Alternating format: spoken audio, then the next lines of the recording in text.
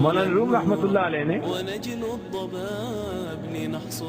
سلطان محمود غزنوی اور ایاز کے 3 واقعات لکھے ہیں، بڑی عجیب کہانیاں لکھی ہیں۔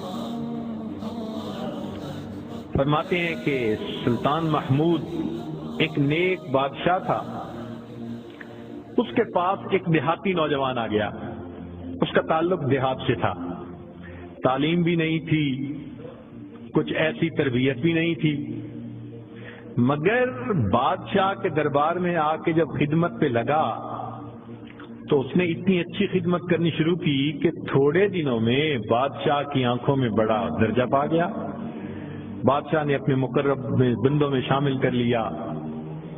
اب جو پہلے سے مقربین تھے نا وہ بہت جیلس ہوتے تھے، ہم بڑے خاندانوں والے اور بڑی عقل سمجھ والے، تعلیم والے، ہم بادشاہ کے مشیر تھے، یہ کل کا نوجوان پتہ نہیں کہاں سے آ گیا دیہات سے اٹھ کے کہ بادشاہ کی اس کے اوپر بڑی خاص نظر پڑتی ہے۔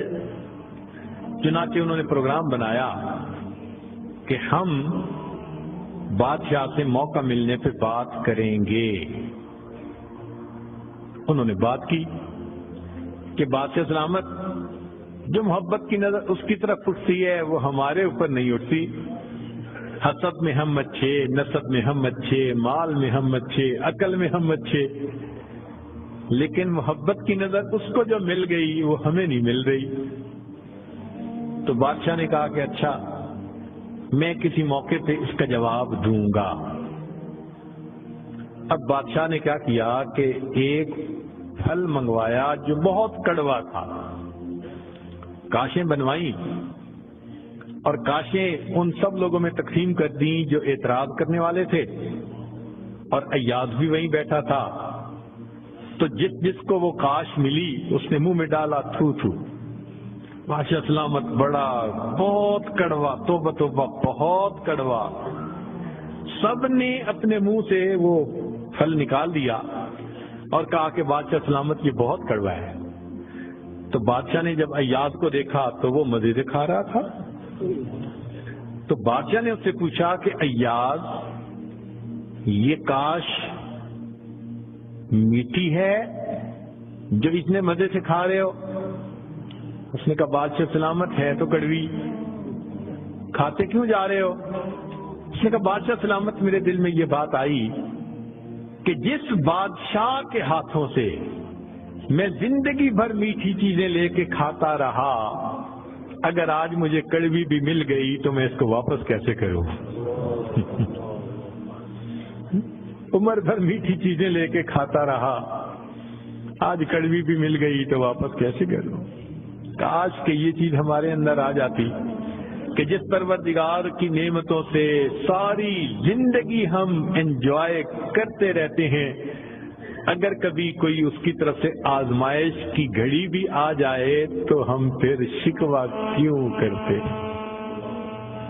اب بادشاہ نے سوچا کہ بھائی یہ لوگ جو بہت اعتراض کرنے والے تھے نا، ان کے سامنے کوئی اور ایسا ہیلا کرنا چاہیے کہ ذرا ان کو بات سمجھ میں آ جائے۔ تو ایک دن بادشاہ آیا اور اس نے کہا کہ دیکھو بھائی، آج میں تم سب کی عقل کا امتحان لوں گا، تمہارا آئی کیو لیول دیکھوں گا کیا ہے، اور میں دیکھتا ہوں کہ کون اس میں پاس ہوتا ہے۔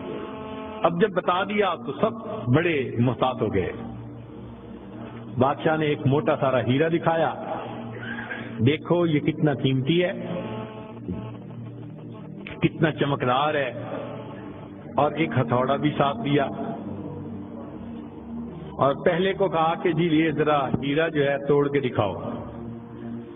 اب وہ سمجھ رہا تھا کہ بادشاہ نے ہم سے امتحان لینے ہیں ہماری سمجھداری کا، تو اس نے کہا بادشاہ سلامت یہ ہیرا تو بہت قیمتی ہے، اتنے کیرٹ کا اور بالکل بے عیب ہے، کوئی فلاں نہیں، فلاں لیس ہے، لہذا اس کو تو نہیں توڑنا چاہیے۔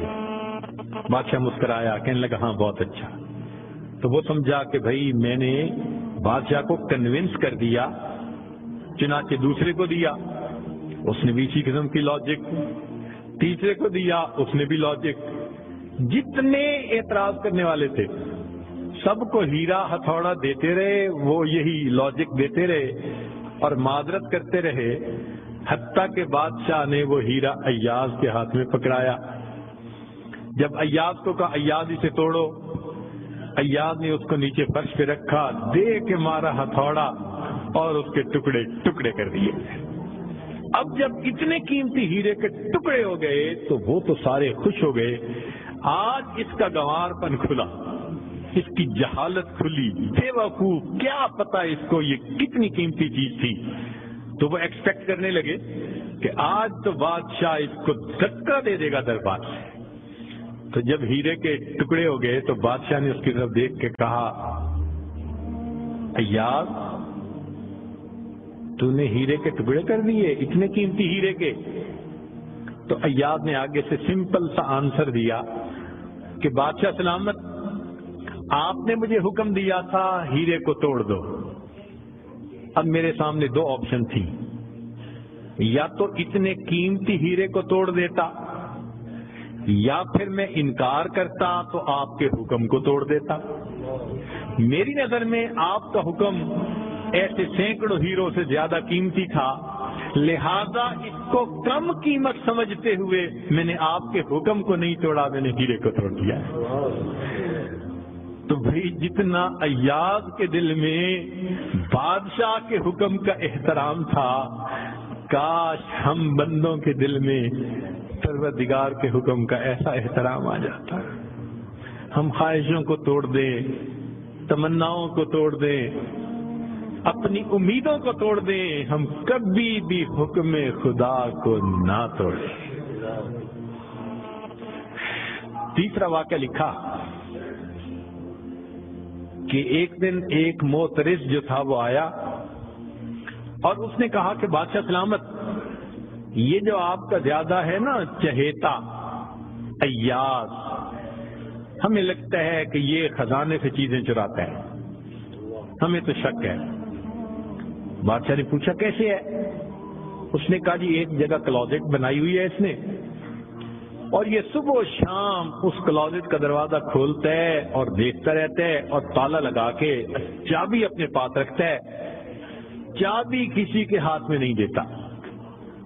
تو بادشاہ سلامت، ہمیں تو پکا شک ہے کہ آپ کے خزانے سے اس نے قیمتی چیزیں چرا کے رکھی ہیں اور یہ صبح و شام دیکھتا ہے اس کو۔